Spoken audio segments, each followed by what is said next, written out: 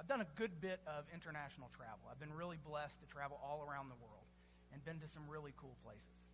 And if you've ever traveled internationally, you know that some of the most awkward moments of your life happen when you step outside the United States. I'll give you one of mine. Last year at this time, my wife and I were in Ethiopia. We were adopting our second son. And we had the privilege of going and visiting Teddy, our oldest son. We went and visited his birth mom. And it was a 9-hour drive into the countryside of Ethiopia. It was a gorgeous drive. The last hour and a half was on a dirt path. It was amazing. So we get to this village. We're the first white people that have ever been to this village. So it's like Bill and Hillary Clinton come to town. And they're running with our car, and they want to just touch our face. And they're like, "Why are you so white, dude?" They're like, "What's up?" And they're rubbing Natalie's hair. It was so awesome. So we get to Teddy's birth mom's house. And it's a little hut made of mud. And she beckons us in, and the whole village is standing outside the house. So myself, Natalie, Teddy's birth mom, some close family members, some close people that seem to be like the leaders of the tribe came inside the house. It's a dark room. There's no electricity, no running water. We go inside, and immediately my heart drops because I'm like, oh gosh, I know what's going to happen. Over in the side of the room, there are these two things that they would call chairs that weren't really chairs. They were like some straw holding together some wood, and I'm no Abercrombie and Fitch model. Like, I realize that. And I know this woman is going to ask me, since I'm her guest, to sit in this chair, and I'm going to cause an international incident by breaking this woman's only chair. So I'm sitting there, and I'm like, oh, God, please don't let her ask me to sit in the chair. So through the interpreter, she says, please, come sit down. I'm like, oh, gosh. Well, what do? You have to go sit down. You don't want to tell her, no, I'm okay, because that's offensive. And she's being what? Hospitable. So I go over, and the chair's there, and you guys remember when you played like high school sports, they made you do wall sits? You guys remember those? I basically did a wall sit the entire time I was there. Thankfully, through luck, God's sovereignty, nothing broke. So that's good. Well, what we're going to talk about today is hospitality. And it speaks to the heart of someone. And it's a phrase that we often hear, but I don't really think we know what it means. I think that we've completely messed up the phrase here in America like we have with so many other things, right? So I asked some of my Facebook friends, Twitter followers, to give me their definition of hospitality. They came up with some really good responses. One of them said it's giving with no expectation of repayment. Another person said it's being comfortable enough with what you have to share with someone that you invite in. I like that. And then another one was simply it makes people feel welcome. So for our purposes today, I came up with a working definition that we're going to use for hospitality. And it is opening yourself, your possessions, and all you have to another person. So it goes beyond fixing someone a meal, right? Hospitality is a major theme in the Bible, and God really uses it to speak to people. And we can go throughout Scripture and see picture and story and after story of God using hospitality. It was very important to Jesus, and he talked about it often. In fact, the first miracle recorded in the Bible in Jesus' ministry was him doing what? Turning water to wine. He was at a wedding. Weddings in that culture were some of the most hospitable times in that day and age. You invited all your friends, you invited all the village over to your house, and you had a huge 5-day party. My wedding was not that exciting. It was not 5 days long. It was about 200 degrees that day, I think. But these people really know how to do it up.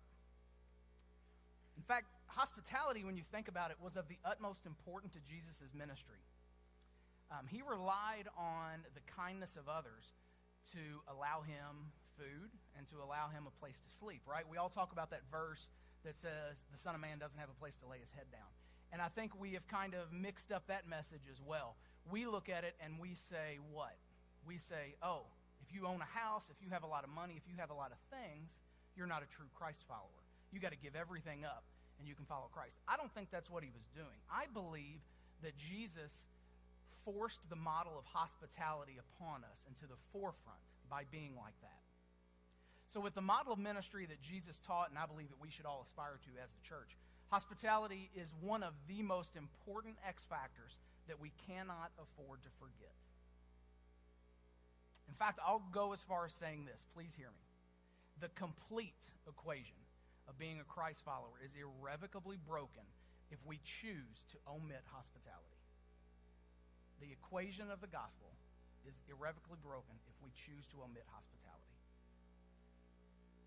I'm convinced that Jesus would be the best partier among us today. I know that's weird to say, it's weird to think about, but I really believe it. He would throw the best parties. He would go to the best barbecues. He wouldn't be a guy that only hung out with his friends inside church, right? He wouldn't stay within the confines of the four walls that we're here and the safety that we're in. He was a guy who enjoyed his friends. He really enjoyed meeting new friends, new people, and he wanted them to have a good time. In fact, in Luke 5, an interesting story that we kind of gloss over a lot. At the end of Luke 5, the Pharisees questioned Jesus, and they said, dude, our followers, so the religious leaders said, our followers and the followers of John the Baptist are real solemn. They fast, they pray a lot. Your followers party, they drink, they eat a lot. What's up with that?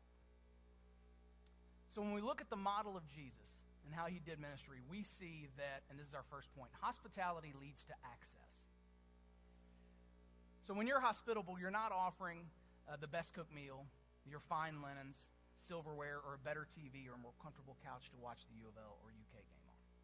That's not what you're doing. I traveled to Russia, another story of my travel because they're all awkward, when I was a senior in high school. Kate is leaving, apparently. She's done. I traveled to Russia when I was a senior in high school, and one of the coolest things I got to do was one of the last nights we were there, we were teamed up with a Russian family, and we went to their house and spent 24 hours at their house. Ate there, slept there, did everything there. It was really cool. And it was one of the most formidable moments in my young life because I got to view the world outside of just myself. So if you know anything about Russia, you know what do they eat a lot of? Beets. Beets are disgusting. So I'd been in Russia for 10 days, and literally we had beets every meal. So I was so tired of beets. And I get to these people's houses, and the son, who was about my age, was the only one who spoke any English, and he didn't speak a lot of English. So he asked me, his mom started talking, and I could tell that he was speaking for her. And so the son said, my mom wants to know if you could have any meal in the world, what would you have? Because you're our guest. So now I'm thinking. And I didn't want to say anything but beets. So for some stupid reason, the first thing that popped in my mind was spaghetti. Why Russians would be good at fixing spaghetti, I don't know. So I said, let's have some spaghetti. So they're like, done. Tomorrow night, we will have a big feast of spaghetti. So I looked forward to it the entire next day. I was we met back up with our American team who had scattered and gone to other houses, and I was telling all of them, you guys are eating beets tonight, I'm eating spaghetti. So we go back to the house, we sit down, I'm so excited. We sit at the meal. She brings out the food. She sets the plate in front of me. I'm the honored guest. She sets it in front of me. I take a bite. It's certainly spaghetti, but the red sauce was ketchup, and it was disgusting. Well, what do I have to do in that case? Eat it all. Even as a 17-year-old snobby American, I knew enough that I had to eat this entire dish because I had asked for it. Well, the Russian family wasn't offering me the best meal, the best accommodations, obviously. What were they offering? Access into their life. So when you're hospitable, that's what you're offering, is access into your life. And we get a really good picture of this in the first chapter of John. And it'll be on the screen if you read with me starting in verse 37. So when the two disciples heard him say this, they followed Jesus. And turning around, Jesus saw them following and asked, what do you want? And they said, Rabbi, where are you staying? Come, he replied, and you will see. So they went and saw where he was staying, and they spent the day with him. So, we all know the story. Jesus starts his ministry, and he has some huge crowds that just follow him wherever he goes as he ministers from town to town, because he's saying some pretty radical and some pretty cool things. So he's got a lot of people following him. Well, he notices these two guys that are really following him, and they're going everywhere. And obviously the Holy Spirit spoke to him and said, you need to talk to them. So he asked them, what do you guys want? And they said, we want to know where you're from, where you stay, what you're like. And so what does he say? Come with me. In John 1:39, he says, come with me. So they went and they stayed the day with him. Jesus was offering access into his life. He didn't say, yeah, that's cool that you guys want to see where I'm from. Let's hook up and go get some coffee one day with little to no intention of following through. That's what we would do in our society. Come with me. A few verses later, we see that Jesus was departing for a trip to Galilee. And so in verse 43, it says, the next day Jesus decided to leave for Galilee. Finding Philip, he said to him, "Follow me." And he was leaving to go to the wedding that we had referenced earlier in Galilee that became the site for his first miracle. So he asked Philip, "Come with me." Philip went and got his brother Nathanael, and they followed Jesus. Now, if Jesus was an American, this never would have happened, and he would have ended up with only 10 disciples. Because Jesus could say, if he was an American, "Dude, I'm going to a wedding. I don't have time to make a stop. I don't have time to be nice to these people. I don't have time to invest in their lives and to speak into them. It's not on my calendar, so I'm not going to go out of my way for them." What Jesus would say if he was an American was, "I'll tell you what, you email me, I'll get my secretary to set that up, and we'll get together for lunch, or we'll sit down." Hospitality and the personal access it entails is a very intentional and organized act that looks unintentional and organic. I'll say that again because there was a lot there. Hospitality and the personal access that it entails is a very intentional and very organized act, but it gives off the appearance of being unorganized, unintentional, and organic. So we must be as intentional with our access as Jesus shows. And like I said, our society is terrible at this, to be blunt. Just this morning, it was a mad rush for us to get ready. We had to be out of Louisville by 7:30. So you wake up late, the kids wake up, they're acting like crazy. And, I just got to thinking about this. How many times do we rush around, filling our calendars and doing so many things, and we walk right past someone that God wants us to talk to? We walk right past someone that Jesus wants us to give access into our life, that we could really speak to at that moment. So the University of Pennsylvania sends out a booklet every year to their incoming freshmen that come from other countries, because their hope is that they can help them assimilate to America better. Because they show that if students assimilate quicker, their academics, they have much more of a chance of retention, of doing better in school. So I'm going to read to you a part of a memo that the University of Pennsylvania sends to their foreign students, because this is fascinating. It says, "Americans tend to organize their activities by means of schedules, and as a result, they may seem hurried, running from one thing to the next, unable to relax and enjoy themselves. The pace of life may seem very rushed." Just think about what they're saying about us, and it's true. Hurried, unable to relax, unable to enjoy themselves, rushed. It's an undeniable fact that in our society today, we work harder and harder and longer than ever before. It's a societal problem that extends from childhood and birth all the way till the point of death in the elderly. Think about it. Kids, what are they told? School is longer, the day's longer, the year's longer than it ever has been before. They have to play sports. They have to be involved in the Boy Scouts, the Girl Scouts. They have to be involved in 4-H. They have to come to church every time the doors are open. They have to be involved in youth group. None of these events singularly are bad. Hear me on that. But what we've bought into is the lie that every child must be involved in everything, or we're going to do them a disservice and shortchange them somehow. College students. Are there any college students here today? You know exactly what I'm talking about. You have class. You join a fraternity or sorority.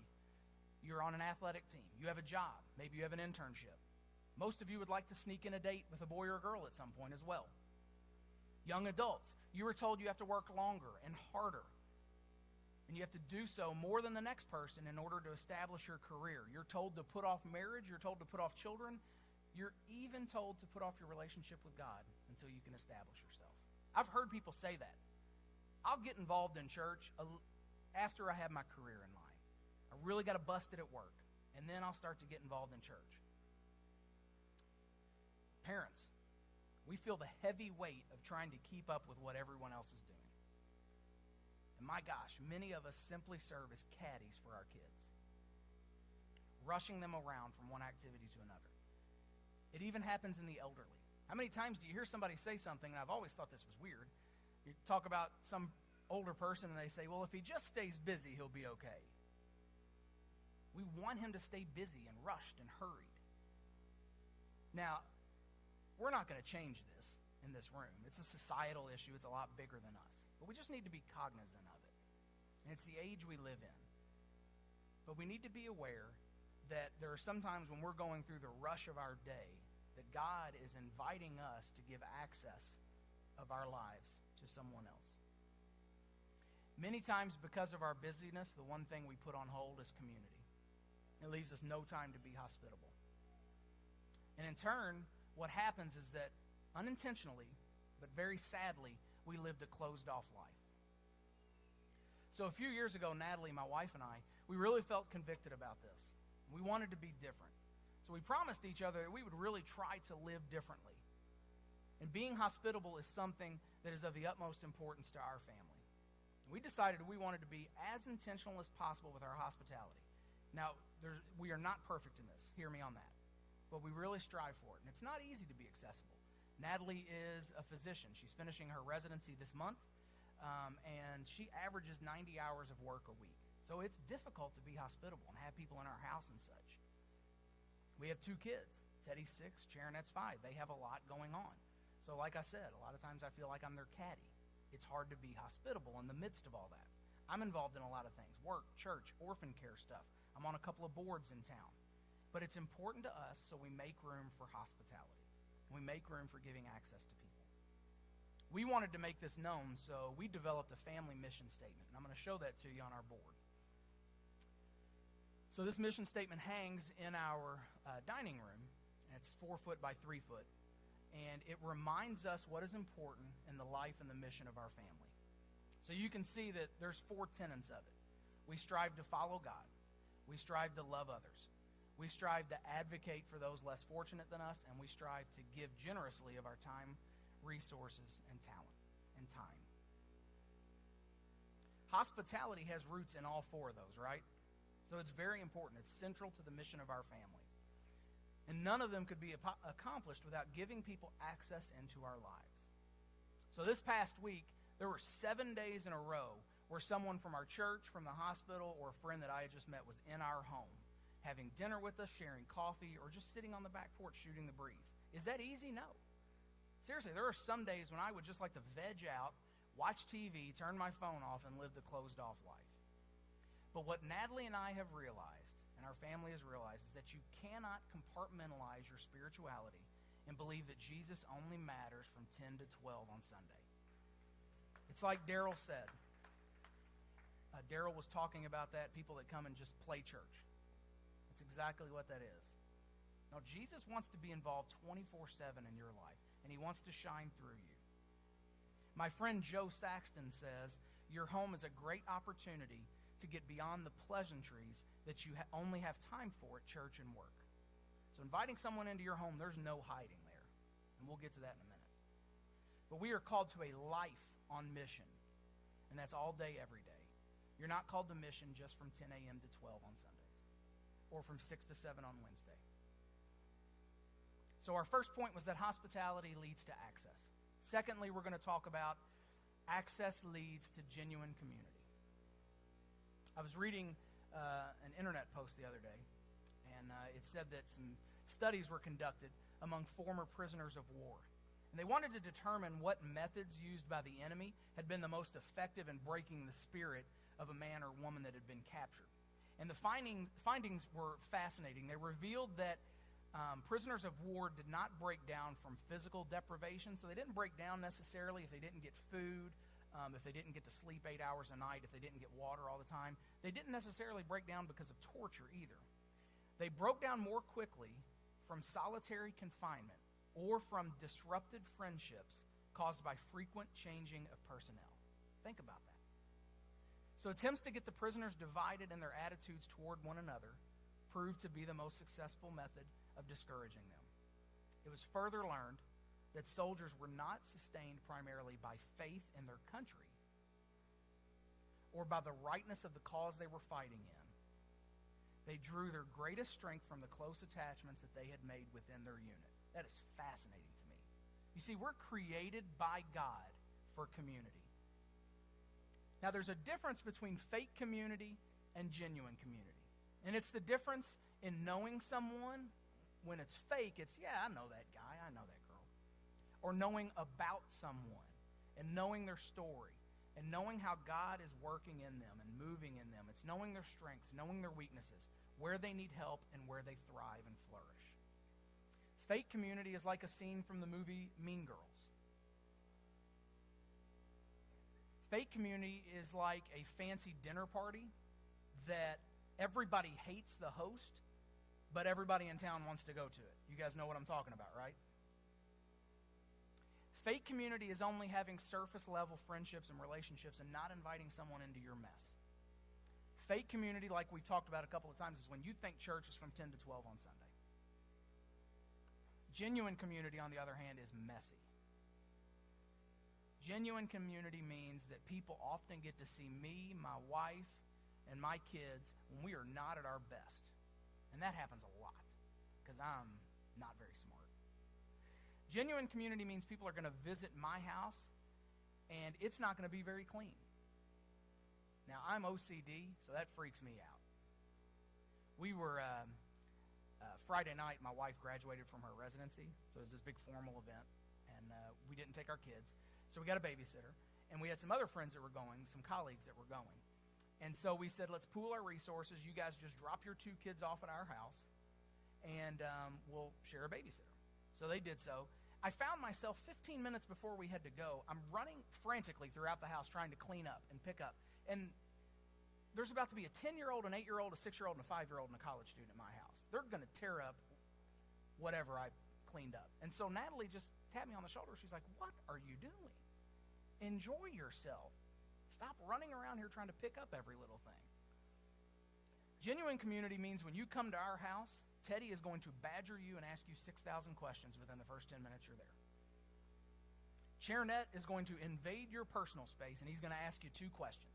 I'm telling you, he's asking the teachers right now, are you married? And are you a U of L or a UK fan? Guarantee it. And you better answer those questions right, or Teddy's going to interrogate you.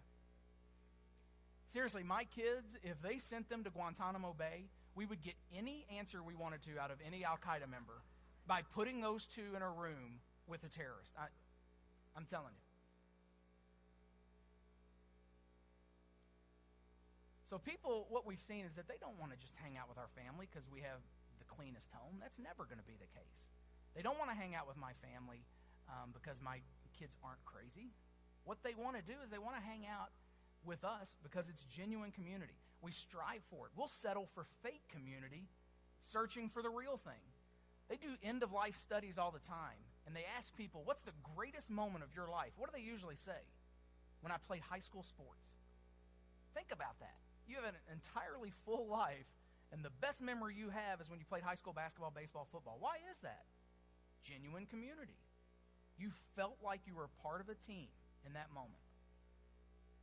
It's the same thing when you go to college and you join fraternities and sororities. I've never understood why someone would pay for friends.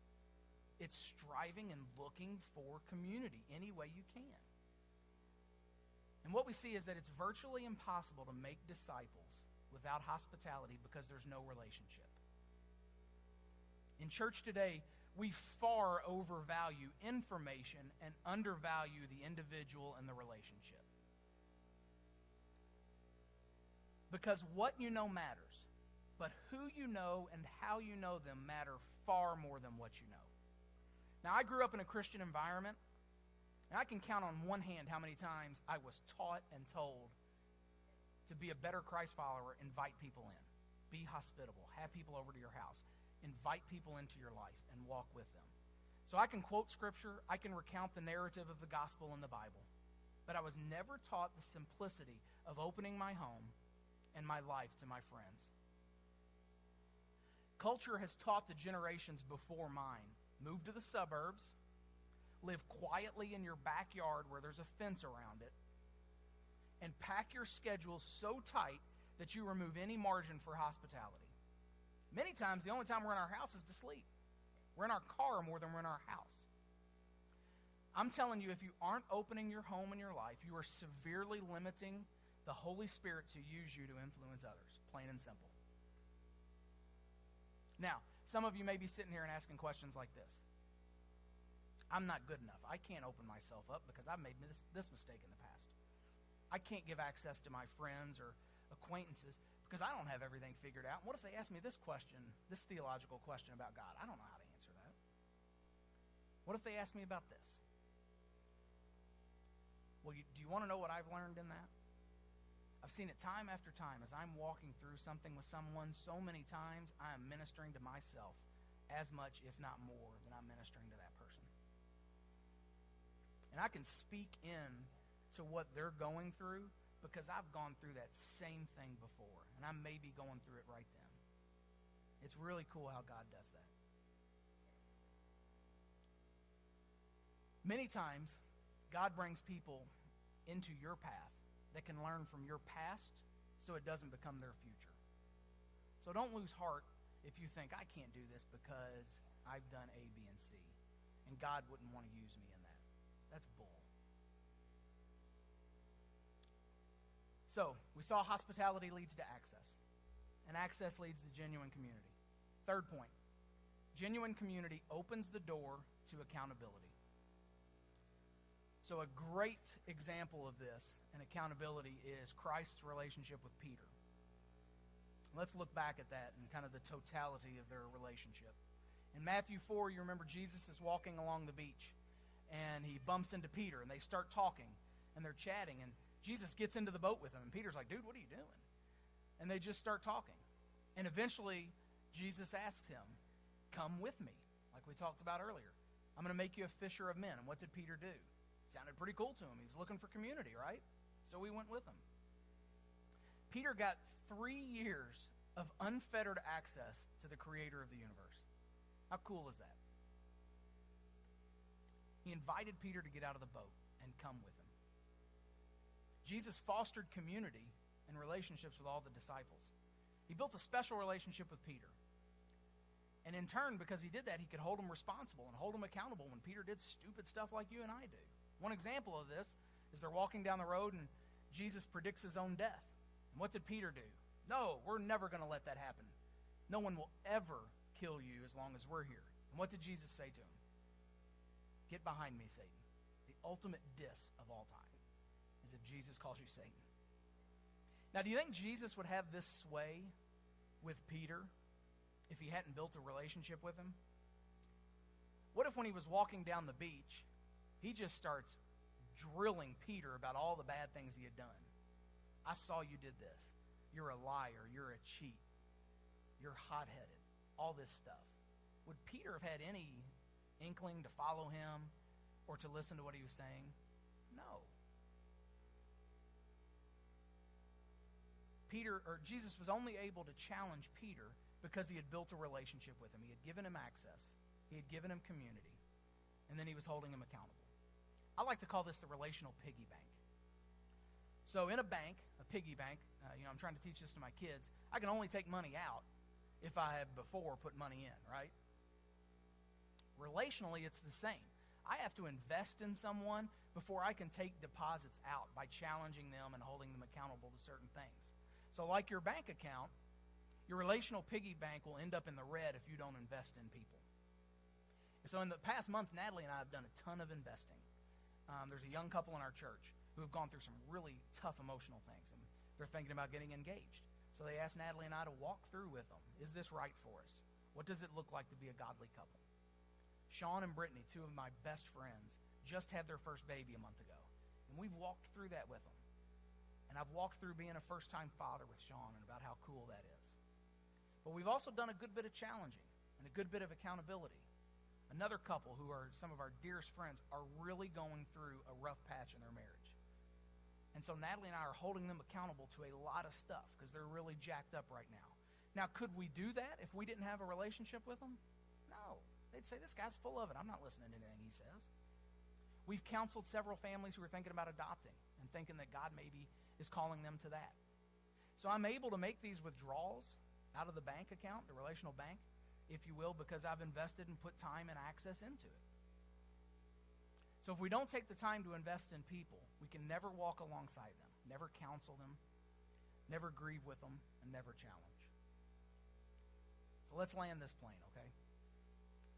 Being hospitable and giving access makes sense when we look at it through this lens right here. And if you hear just one thing, I want you to hear this.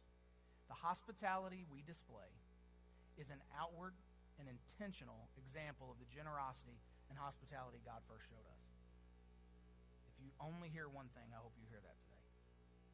Think about it. What greater hospitality is there than God, the creator of everything we know and don't know, seeking us out, seeking you individually out and inviting us to be sons and daughters.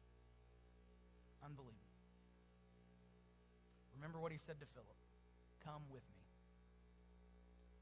We are absolutely invited in to experiencing all the blessings of being an heir to the King. We are essentially tossed the keys to the house.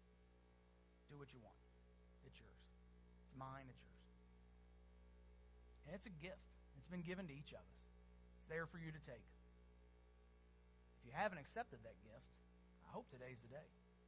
Now, receiving that gift is going to change you. I like to say that once you embrace this gift, it changes the 3 C's. It influences your checkbook, your calendar, and your conversations. It should influence your hospitality as well when we look at it through the lens that we just talked about an outpouring of what God has already done with us.